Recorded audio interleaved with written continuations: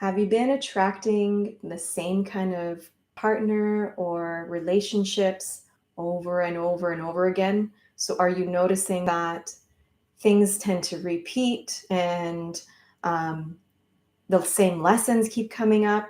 So, this is usually a sign that some healing needs to happen within yourself because it will always return again the lesson that you need, the growth that you need through different people. So, we can blame the external. We can say, oh, I'm always attracting narcissists, or I'm always attracting players, or I'm, whatever it is, like non-committal people. But it really has to do with your internal healing first. And then it shifts the types of people that are attracted into your life. So it's very, very basic principles of attraction, law of attraction, right? But applied to relationships, it's really important to know that. So if you find that this is happening to you and you're attracting the same thing over and over again, then this video is probably good for you and good for you to listen to. So I'm going to go through three basic things. And I mean, they're not so basic, but I'm trying to keep it simple just for the purpose of really allowing your minds to open up to all the possibilities of what you can do to um, basically uh, elevate your vibration so that if you were attracting this, if you're up here, now you cannot attract that anymore. You're now going to attract something of a higher vibration towards you. Okay. So the first thing that is a main ingredient for attracting a more ideal partner is healing your own trauma, whether it's old or new. Okay. So this is a huge topic. I'm going to summarize it, but then from this one topic can be like many videos. So just to really, bring it to like a simple summary. Okay. Trauma can start from childhood. Attachment patterns can start, meaning whatever relationship you had with your parents, one or both.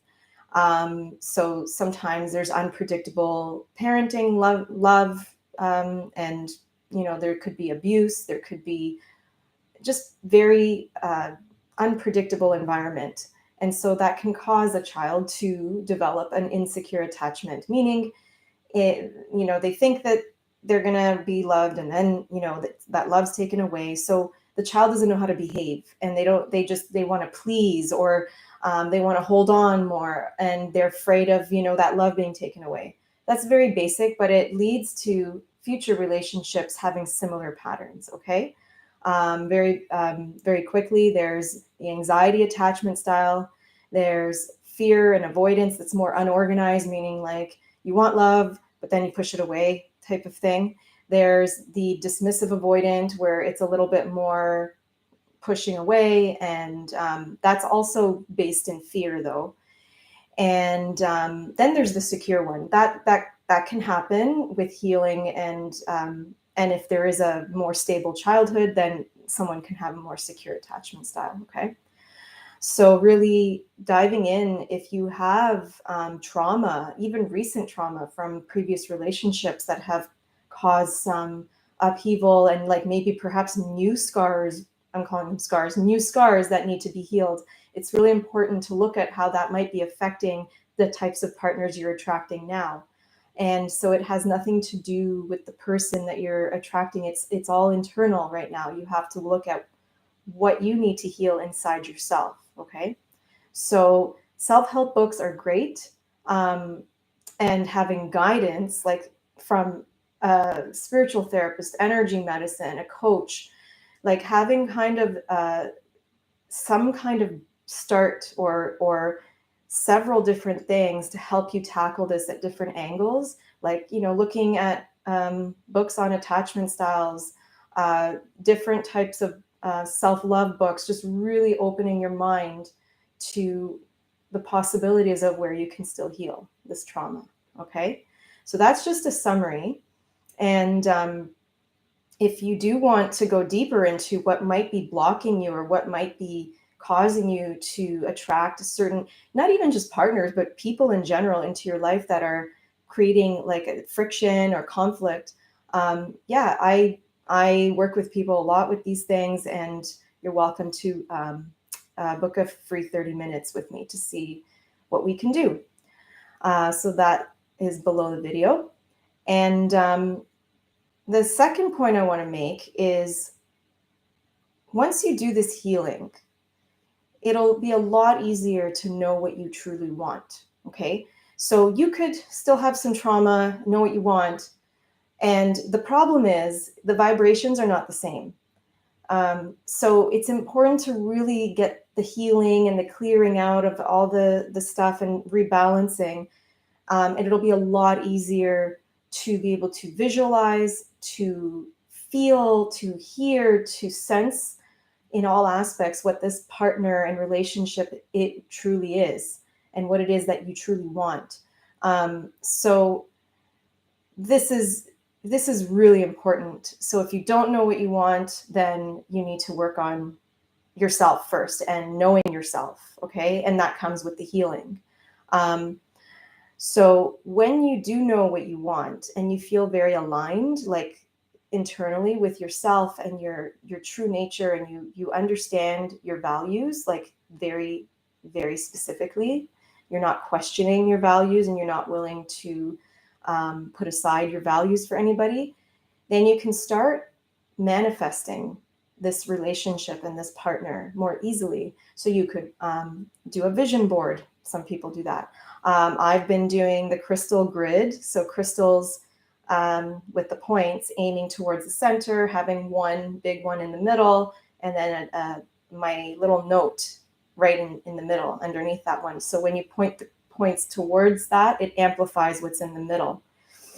So I had a very clear statement for months now, like what I want, and it can change. So as you change, your words will change. So it's always good, I would say, every few months to every, maybe every 6 months, take a look at if you did write something down, and just check in with yourself. Is this still accurate? Is this still in alignment with me? Because it can change. And I've noticed that over the years. I look at my old lists and I'm like, damn, I was missing this. Oh, I should have, no, I shouldn't have written that. That definitely doesn't work. So really know that the more in alignment you are, the easier it is to actually have the proper words and the feeling inside you of what this relationship truly is. And the more you vibrate this relationship inside your cells, the more you feel like it's already here. Here's that manifestation and the law of attraction coming in. The more you can draw that energy into your life. So you embody it so much within yourself that it naturally will come to you. And I have found this in my life this year. It has happened. And it's interesting how I was so certain to bring in a person that would treat me in a way that is, it's like with respect, with love, with like a cherishing energy. And I was vibrating that in like January, February. I was like, this is what I want. This is what I want. And sure enough, that aspect did show up. I was very focused on that aspect.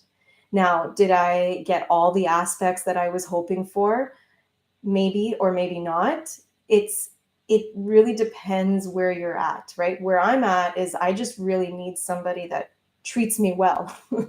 And the values, the shared values may not be completely in alignment. So this is where I have to look at things, right? I have to see, is this okay for me?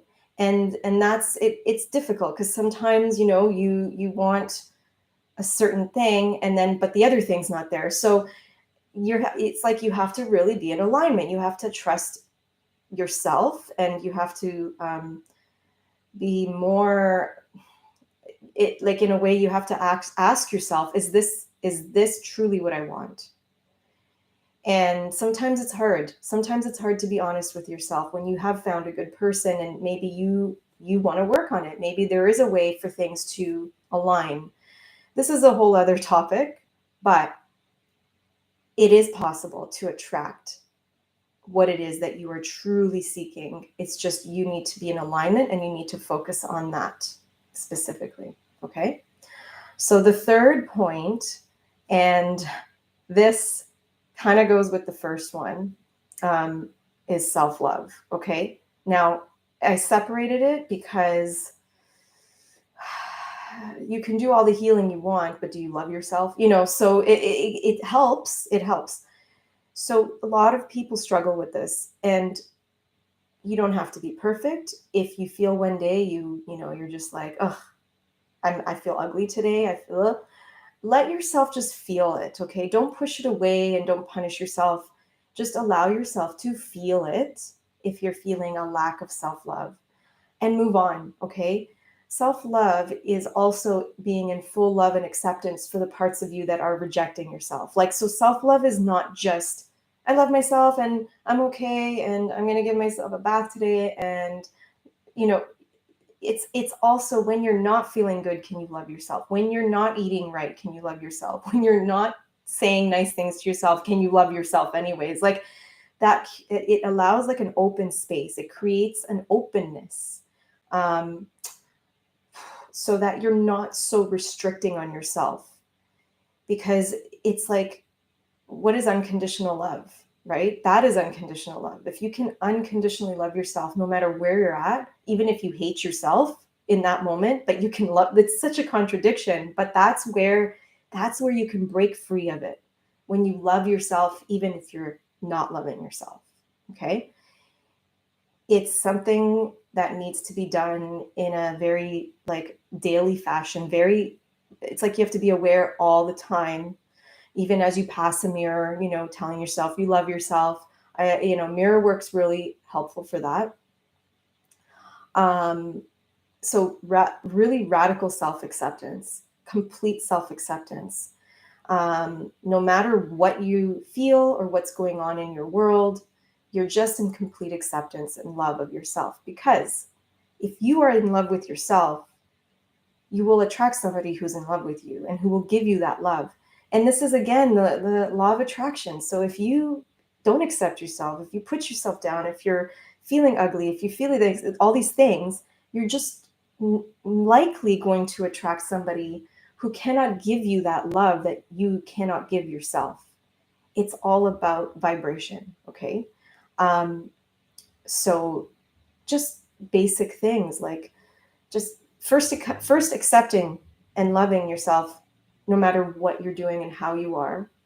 And then that will open up the space for you to do the things that create self-love, like eating well and, exercising and cooking and time in nature and baths and really, giving yourself a lot of nourishment. Okay. So the 3 ingredients for attracting your next ideal partner: healing trauma, knowing what you truly want, and self-love.